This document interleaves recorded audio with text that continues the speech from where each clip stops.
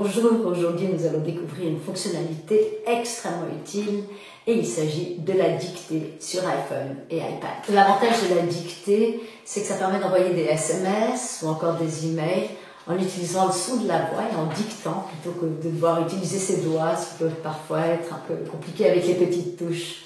Allons-y. On va dans les paramètres de réglage pour s'assurer que la fonctionnalité dictée est activée. Puis dans Général, ensuite dans Clavier, et on s'assure que la fonctionnalité dictée est bel et bien activée. Donc sur le vert, puis on lance l'application avec laquelle on souhaite communiquer, par exemple Mail pour envoyer un email. On crée un nouvel email. En cliquant sur le globe, on choisit la langue dans laquelle on souhaite rédiger son message. Dans notre cas, il s'agit du français. Puis on vient cliquer sur ce petit micro pour enregistrer le texte qui sera transcrit immédiatement. Cher Martin, virgule, à la ligne. J'espère que tu te portes bien. Point, à la ligne. Nous passons des vacances en Espagne.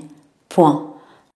Comme vous pouvez le constater, c'est extrêmement simple et ça fonctionne très bien. Une fois qu'on a terminé de rédiger son texte, on peut tout simplement l'envoyer comme un email normal. Mais alors, comment ça compare avec Siri, l'assistant intelligent de Apple? Allons voir ça ensemble.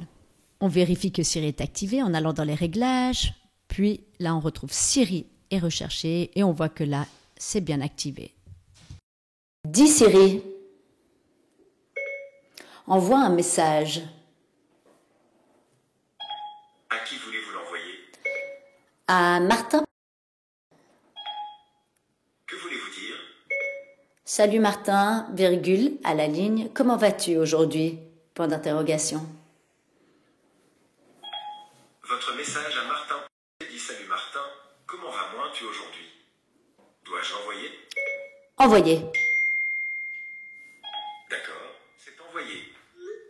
Super, merci beaucoup. Au revoir Siri. Alors Siri ou la fonctionnalité de Apple? S'il s'agit d'une commande simple, je recommande Siri. Mais s'il s'agit d'un texte un petit peu plus complexe, alors là, dans ce cas-là, il vaut mieux utiliser la fonction dictée de Apple. Voilà, j'espère que la vidéo vous a plu. Si c'est le cas, n'oubliez pas de nous liker et de parler de nous autour de vous. À bientôt.